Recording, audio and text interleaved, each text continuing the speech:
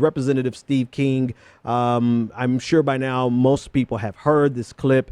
It is based on, and I'll pull the tweet up first. It's based on a tweet that he shared on yesterday. On yesterday, he said, in reference to the Voice of Europe article discussing Western civilization, he said, written by a gentleman named Wilders.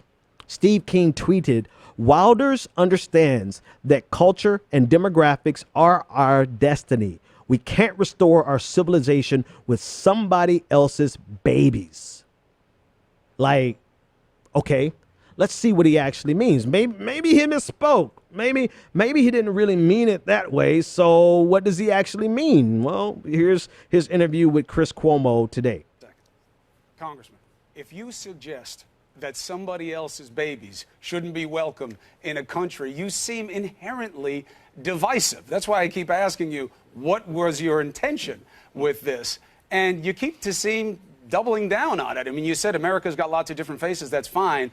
But you keep making this point that this country needs to be about white people raising their birth rate and not bringing in other people. That's exactly what America is not. But Chris, I never have made that point. I've never said that.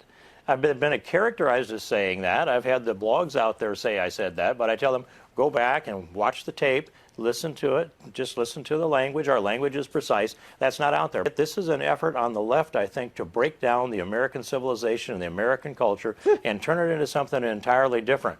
I'm a champion for Western civilization. And yes, our English language is a big part of it. It's a carrier of freedom. Right. Wherever the English language has gone globally, freedom went with it. I just want to go back at this one more time, just because it's that important.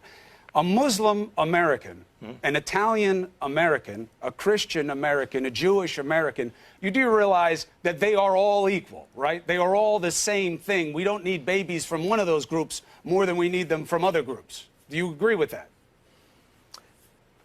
Well, I would say that it depends. Why do you pause on a question like families. that, Congressman?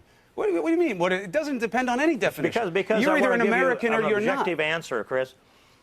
Yeah, but either a Muslim American, an Italian American, an Irish, Scotch, German American, which is what your roots are, either those are all equal things or they are not. What is your answer? They contribute differently to our culture and civilization. Wow. There are moderate Muslims that are equal to, in all these categories. I said a Muslim American. There are people others, who have Chris, lived here, who are assimilated. In their families. Yeah, but there are a lot of people teaching hatred in their families who are white, who are Irish, who are Italian, who are Muslim. A lot of people preach hate. There's hate in a lot of different groups. I wanted that to play out in its entirety. The portion that I wanted was, in addition to all of that, was where he essentially said, I said what I said. He meant what he said. He didn't mince words. He came back and said what he meant, and he meant what he said. It's on your screen. Wilders, in reference to an article written by someone named Wilders, understands that culture and demographics are our destiny. We can't restore our civilization with somebody else's babies. This is music to the ears of someone like David Duke, who came out and said, God bless Steve King. Hashtag truth rising. I mean, clearly, there's no ambiguity about this. There's no. Steve King is a racist. He's a white nationalist, white supremacist. He believes that he has to make sure that the Western civilization and their babies are dominant. And you know, the opposite side of that, or the flip side of that, or the roots of that train of thought is white genocide, that the white race is dying out. So we have to make sure that we procreate white babies. Right? That's where it comes from. And this is an elected official. This is an elected official from the state of Iowa, and he's representing the state of Iowa. He's representing, I mean, look at the tweet. Where's the tweet again? Let's pull the tweet up. I mean, he's representing millions of people, or hundreds of thousands. I think each district is like 280,000 people. But anyway, he's representing hundreds of thousands of people. But this is not, you know, this was retweeted 7,755 times and like 12,000 times as of the start of this show.